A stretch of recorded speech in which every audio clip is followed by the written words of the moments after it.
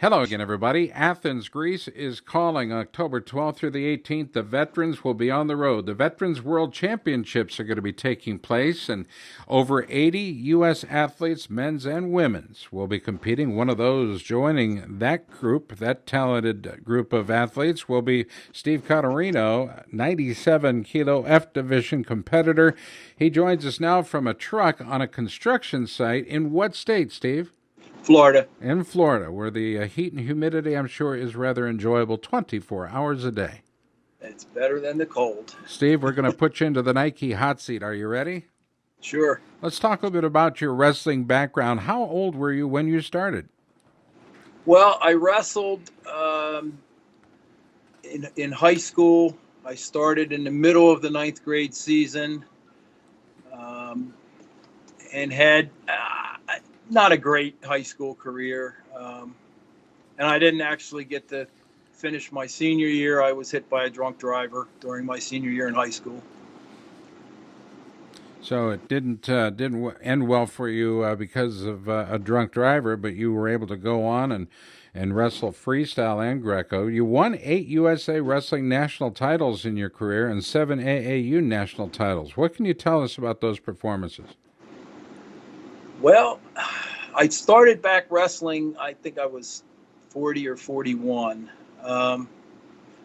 And not to take anything away from AAU, but at that time, it wasn't as competitive as the USA wrestling tournaments. And I had some success there, and then USA Wrestling started having their national championships, and I just slowly was able to get a little bit better every year.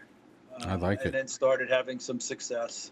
So here's the big part of the story for me. I don't care what weight you happen to be at 97 kilos. For the first time at age 41, you turned to freestyle and Greco. What was your thought process going into that? Was it just about getting into shape? Was it about having fun or what? I've always coached. I after I was hit by the drunk driver, I had a major injury with a circular saw the next year and lost part of the use of my leg. I almost lost my leg. I had gangrene in it, and they told me I'd never be able to compete or have more than 15 or 10 or 15% use of my leg. And every year that I coached, it started feeling a little bit better, and I would roll around with the kids. And a friend of mine, Russ Cozart, went to the World Championships and won.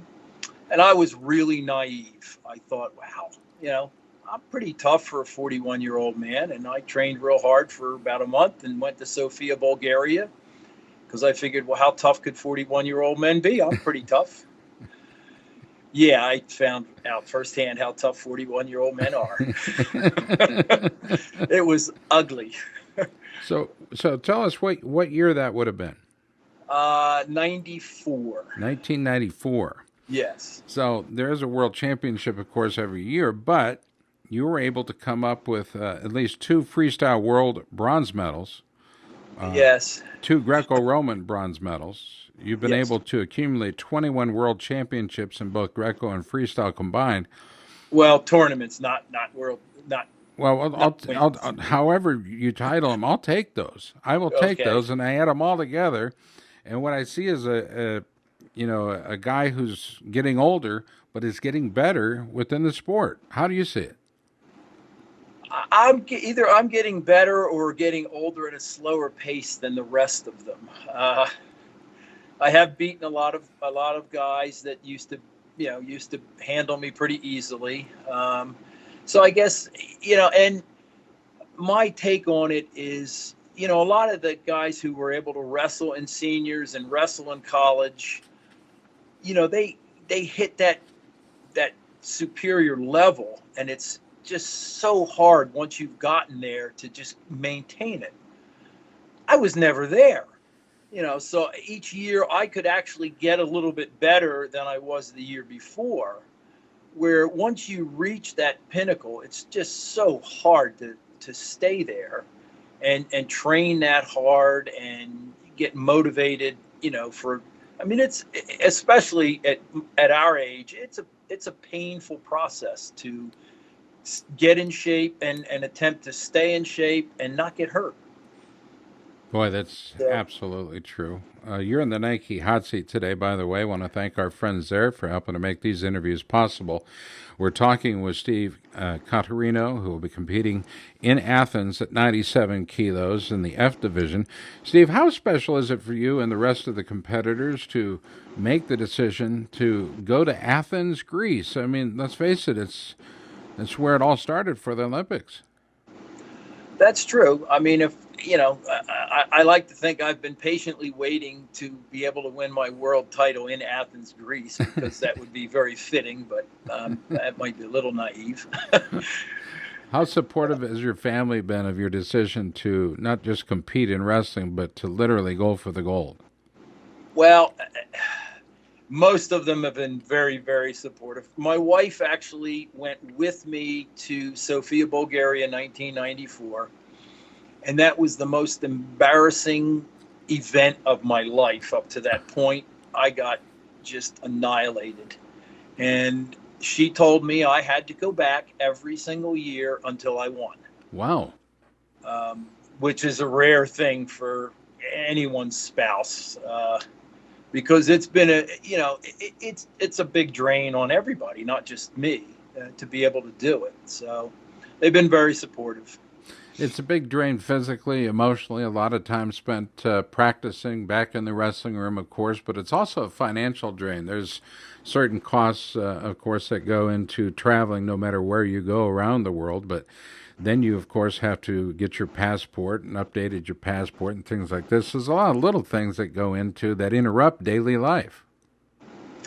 That's very true. And, there's a legitimate excuse, every single day to not train or not work out. Work gets in the way, bills get in the way. So, I mean, anybody who even makes the sacrifice to go there has really put in a lot.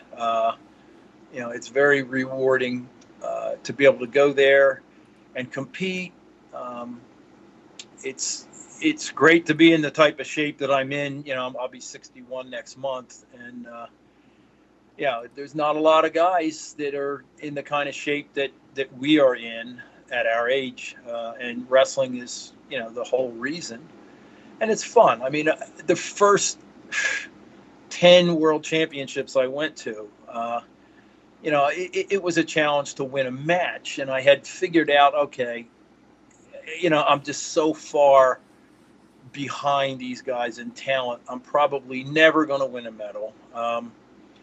But I have so many friends that I see every year. It's a blast.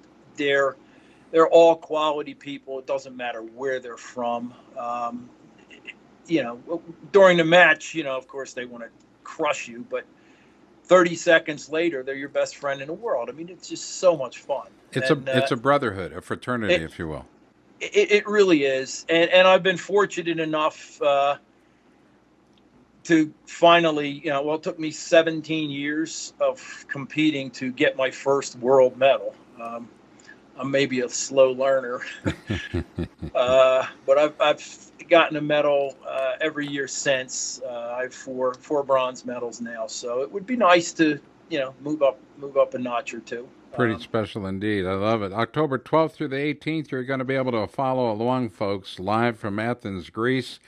It's the 2015 Veteran World Championships. It'll take place in Athens. Look for it online at unitedworldwrestling.org. That's, of course, the international governing body of the sport, and they're doing a very good job of presenting the sport, moving the sport of wrestling in all disciplines into a modern age, if you will. There was a time when we were stuck in gear, or perhaps out of gear. We're back into gear, high gear in many cases, and I think our vets are proving out this to be true. The veterans class is growing in size, the number of athletes growing every single year, and we love it.